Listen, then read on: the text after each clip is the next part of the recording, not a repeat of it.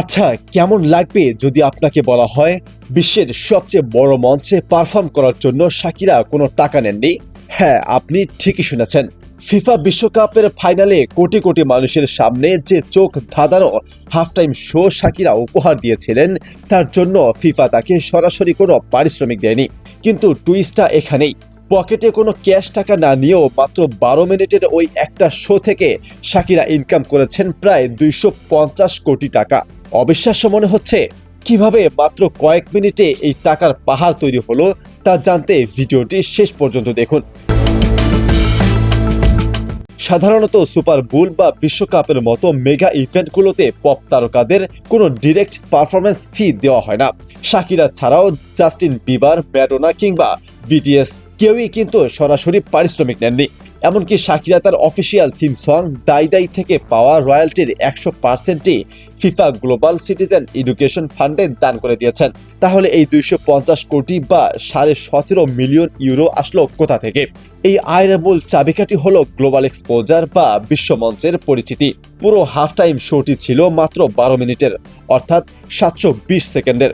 এবার চলুন একটু মাথা ঘোরানো অঙ্ক করা যাক। শাকিরা এই টাকা নিজের পকেটে রাখুন কিংবা চ্যারিটিতে দান করুন, তার এই পারফরমেন্সের বাণিজ্যিক মূল্য হিসাব করলে দেখা যায় তিনি প্রতি মিনিটে ইনকাম করেছেন প্রায় 20 কোটি 83 লাখ টাকা। আর যদি প্রতি সেকেন্ডের হিসাব করেন, বুক ধক করে ওঠার মতো তথ্য হলো মঞ্চে কাটানো প্রতিটা সেকেন্ডে তার আয় ছিল প্রায় 34,72,000 টাকা। একবার ভাবুন, আপনি একটা চোখের পলক ফেলছেন আর ওদিকে শাকিরা ব্র্যান্ড ভ্যালু লাখ লাখ টাকা ছড়িয়ে যাচ্ছে। কিন্তু এই টাকাটা দিল কে? এর পেছনে রয়েছে 3টি মূল উৎস। প্রথমত, কমার্শিয়াল পার্টনারশিপ ও স্পন্সরশিপ। ইউটিউব মিউজিক কিংবা ভিসার মতো বড় বড় বৈশ্বিক ব্র্যান্ডগুলো শাকিরার এই উপস্থিতিকে ব্যবহার করে কোটি কোটি টাকার চুক্তি করেছে। দ্বিতীয়ত, ডিজিটাল স্ট্রিমিং এর বিস্ফোরণ।